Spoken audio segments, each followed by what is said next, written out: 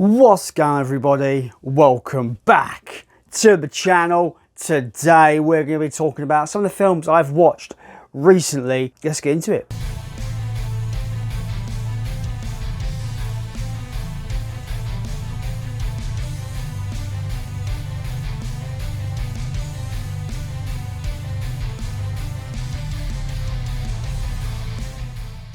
First film I want to talk about is a horror film called Terrifier. This is a franchise that has become, very beloved in the horror kind of community.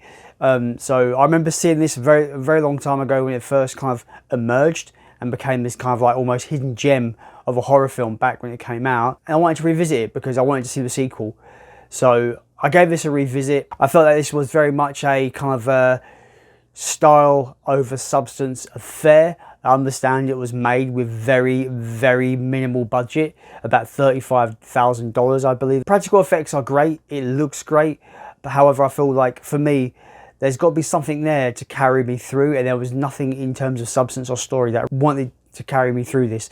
Obviously I sat and finished it, but I found it woefully boring and kind of dull. I feel that Art the Clown was probably the best part of this film, but I feel he's probably the best part of the sequel as well. It felt like almost like a proof of concept for the character rather than being something you can really get behind in terms of a story. I don't see myself watching this again anytime soon, if ever again. I just don't see the point. And the reason being is that I saw the sequel. Terrifier 2 ups the ante in every way possible. It's everything I was hoping it was going to be. It gives us more substance to that style, and now we've got some really cool characters that I want to follow, and obviously Art the Clown is great in this again. But yeah, this is where this just trumps the first one infinitely for me.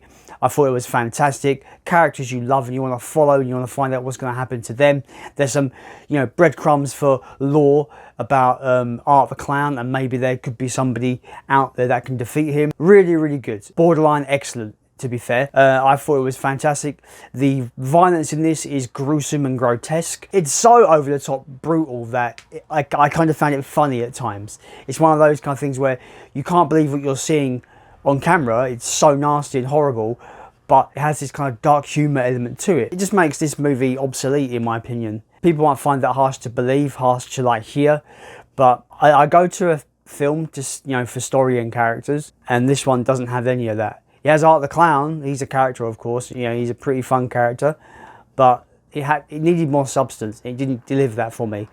Terrifier 2 did everything I wanted it to do. It delivered me a story I could follow and invest in, characters that I really wanted to latch onto and hope they survive till the end. And obviously you've got an amazing antagonist in Art the Clown. Yeah, I love Terrifier 2. It was great. Dead Man's Shoes. This is a film that I don't think I'd watch again anytime soon. I feel you need to be in some kind of, emotional kind of well-being, emotional, you need emotional preparation for this one. This film is very unique in the way it is constructed. It doesn't follow a conventional story kind of beats. It's very unconventional in its kind of writing and its pacing. But it's very rewarding, and it's very bleak, very dank, very nasty, mean-spirited. Yeah, I just thought this was really good. But like I said, it's very taxing emotionally. Like, you feel just drained by the end. I thought, one of the bleaker films I've seen in a while. Very bleak, very dark. This military guy coming back to his town to enact revenge on these kind of wannabe gangsters that are kind of like hanging about in this village. Yeah, very cool. Paddy Considine is terrifying in this movie, and he's the protagonist, but he has this weird kind of, the way he kind of carries himself in this film, he's almost like kind of subdued and gentle in his approach, but he kind of just emanates this unwieldy intimidation, and he's just terrifying in this.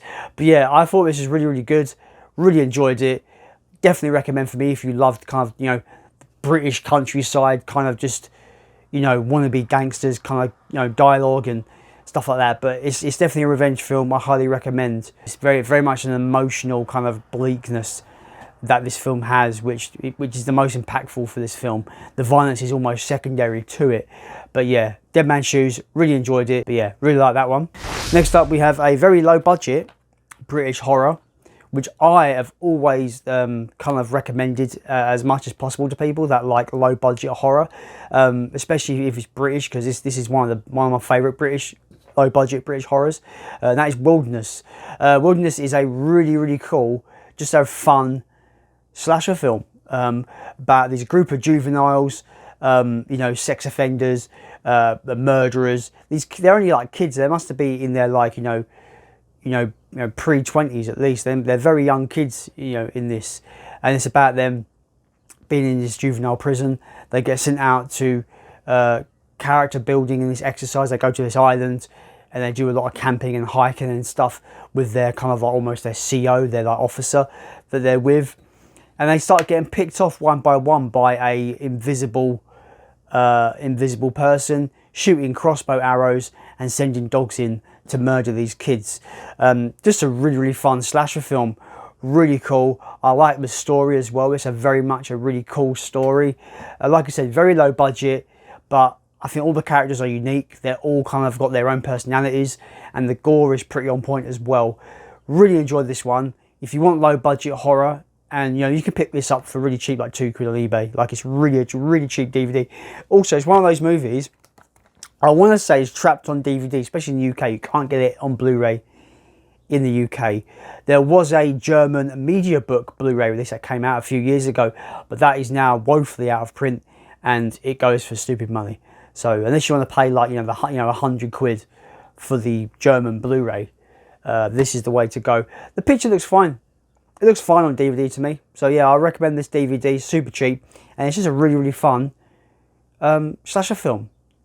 On the bonus side, it's got Sean Pertwee, and everyone loves him, so he's great in this as well. So yeah, Wilderness is one of my favourite low budget horrors. It's so much fun.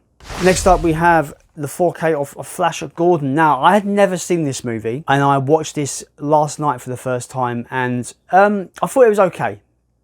Now, Soph has got a lot of nostalgia for this. She really enjoys this movie, and I feel like maybe it's a case of this is one of those movies where to really appreciate you've had to grow up with it. I really liked the whole kind of costume design, and the outlandishness of it was quite enjoyable. But narratively, the film kind of loses me halfway through, and I'm kind of waiting for it to wrap up.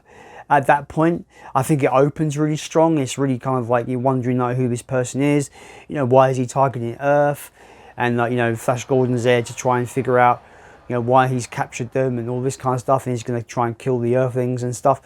It opens really strong, and I was like, okay, this is a cool thing. It's almost got this weird kind of Wizard of Oz kind of fantasy element to it, even though it's like a sci-fi movie. But yeah, I don't know, just lost me halfway through, and I just was like, yeah, I'm ready for this to end now.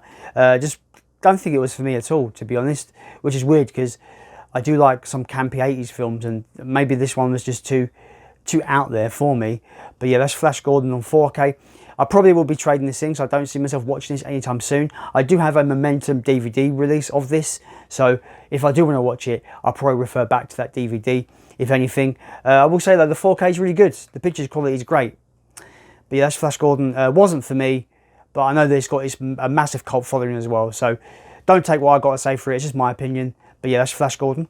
Next up, I watched Jurassic World Fallen Kingdom and Jurassic World Dominion back to back. Soph hadn't seen Jurassic World Fallen Kingdom, so we rewatched that so she could watch Dominion for the first time. I really enjoyed Fallen Kingdom on the rewatch. I thought it was pretty decent. I quite enjoyed that film. I enjoyed it in the cinema when it came out. I thought it was a really good Jurassic World movie.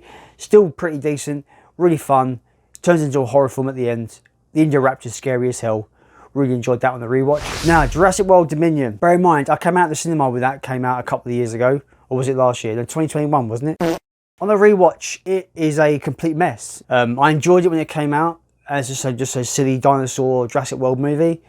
On this rewatch, every crack and every fold and every just bad narrative mistake just glared at me from a mile away. I don't know how they think that putting the Jurassic World cast and the Legacy cast and their two storylines in this made sense, and bringing them together felt so forced and so ham-fisted that it was just a mess. And it's the thing with Dominion as well. It really grates on me at all. Is the main narrative? It's not about dinosaurs really. It's more about these bioengineered locusts that are bred to basically eat other people's crops, except for biosyn seed, which they sell to farmers, becomes this almost like ecological disaster. Yeah, it's all over the place. Absolute mess of a film. The CG is a bit hokey. Some portions it looks really good, some portions it doesn't look good. This film on a rewatch for me, and sometimes it does take a rewatch to really kind of cement where you are with film in terms of opinions. And watching this way after it came out, like a year or so after it's come out, it really has just shown me that it's probably the weakest in the franchise. It's a mess. It's got loads of issues. The story doesn't even make sense. It takes ages to get to the main section of the story to begin with. Yeah, it's just loads of dinosaur set pieces to fill out the runtime, and it's really long as well. We watched the extended cut, and it was like 2 hours and 40 minutes. Way too long. It just goes on forever. You're like, it's just got to wrap up by now, surely. It's a shame. I love the Jurassic Park, Jurassic World franchise, but on a rewatch, Jurassic World Dominion just really let me down. It's just a mess. Even Soph didn't like it. She thought it was a mess as well. That brings us to the final film I've watched recently, and that would be the brand new Transformers: Rise of the Beasts. Now, I've gone on record to say that I don't like the Transformers movies whatsoever. All the films under the Transformers banner, not like them. Not seen the fifth one, so I can't really comment on that, but I've heard it's terrible. Bumblebee in 2019, I really enjoyed that one. I thought it was really good. They scaled it back. It wasn't such a grandiose movie. It was more of a smaller kind of scale movie. Bumblebee being the star, set in the 80s, really enjoyed that one.